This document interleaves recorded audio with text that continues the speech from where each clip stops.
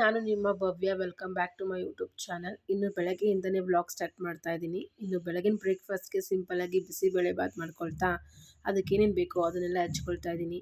ಇನ್ನು ಹಚ್ಕೊಂಡೆಲ್ಲ ಆದಮೇಲೆ ಇನ್ನು ಒಂದು ಕುಕ್ಕರಿಗೆ ಸ್ವಲ್ಪ ಎಣ್ಣೆ, ಸಾಸಿವೆ, ಕಟ್ ಮಾಡ್ಕೊಂಡಿರೋಂಥ ಈರುಳ್ಳಿ, ಕರಿಬೇವು, ಒಣಮೆಣ್ಸಿನ್ಕಾಯಿ ಹಾಕ್ಕೊಂಡು ಸ್ವಲ್ಪ ಟೊಮ್ಯಾಟೊ ಎಲ್ಲ ಬಾಡಿಸ್ಕೊಂಡಾದ್ಮೇಲೆ ಸ್ವಲ್ಪ ರುಚಿಗೆ ಎಷ್ಟು ಬೇಕೋ ಅಷ್ಟು ಉಪ್ಪು ಹಾಕ್ಕೊಳ್ತಾ ಇನ್ನು ಅದಕ್ಕೆ ಕಟ್ ಮಾಡ್ಕೊಂಡಿರೋಂಥ ತರಕಾರಿಗಳನ್ನೆಲ್ಲ ಹಾಕೊಂಡಾದ್ಮೇಲೆ ಚೆನ್ನಾಗಿ ಫ್ರೈ ಮಾಡಿ ನಾನಿಲ್ಲಿ MTR bisibele bath powder use ಮಾಡ್ತಾ ಇದ್ದೀನಿ. ಇನ್ನು ಇದನ್ನೆಲ್ಲ ಮಿಕ್ಸ್ ಮಾಡಿಬಿಟ್ಟು ತೊಳೆದಿಟ್ಕೊಂಡಿರೋಂಥ ಅಕ್ಕಿ ಬೇಳೆ ಹಾಕ್ಕೊಂಡು ಚೆನ್ನಾಗಿ ಮಿಕ್ಸ್ ಮಾಡಿ ಅದಕ್ಕೆ ಎಷ್ಟು ಬೇಕೋ ಅಷ್ಟು ನೀರು ಹಾಕ್ಕೊಂಡು ಇನ್ನು ಕೊನೆಯದಾಗಿ ಸ್ವಲ್ಪ ಬೆಲ್ಲದ ನೀರು ಮತ್ತು ಹುಣಸೆ ಹುಳಿ ಹಾಕ್ಕೊಂಡು ಚೆನ್ನಾಗಿ ಒಂದು 6 ವಿಷಿಲ್ ಕೂಗಿಸ್ಕೋಬೇಕು.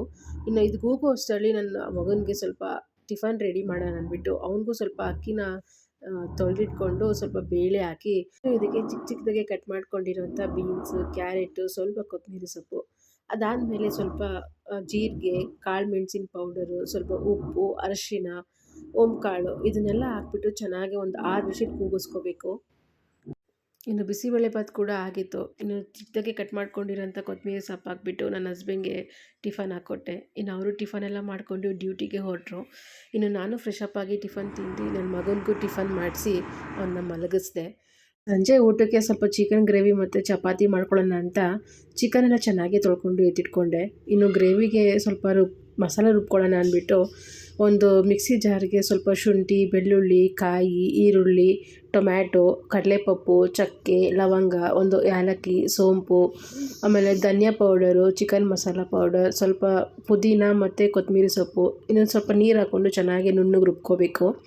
ಇನ್ನು ಚಪಾತಿ ಹಿಟ್ಟನ್ನೆಲ್ಲ ಕಲಿಸ್ಕೋಬೇಕಾಯ್ತು. ಇನ್ನು ಅದನ್ನೆಲ್ಲ ಕಲಿಸ್ಕೊಂಡು ಎತ್ತಿಟ್ಕೊಂಡಾದ್ಮೇಲೆ ಗ್ರೇವಿ ಮಾಡ್ಕೊಳ್ಳೋಣ ಅಂದ್ಬಿಟ್ಟು ಒಂದು ಬಾಣಲಿಗೆ ಸ್ವಲ್ಪ ಎಣ್ಣೆ, ಸ್ವಲ್ಪ ಕಟ್ ಮಾಡ್ಕೊಂಡಿರೋಂಥ ಈರುಳ್ಳಿ, ಬೆಳ್ಳುಳ್ಳಿ, ತೊಳೆದಿಟ್ಕೊಂಡಿರೋಂಥ ಚಿಕನ್ನು, ಸ್ವಲ್ಪ ಉಪ್ಪು ಹಾಕ್ಕೊಂಡು ನೀರು ಬಿಡೋವರೆಗೂ ಚೆನ್ನಾಗಿ ಲಿಡ್ ಕ್ಲೋಸ್ ಮಾಡಿ ಬೇಯಿಸ್ಕೋಬೇಕು.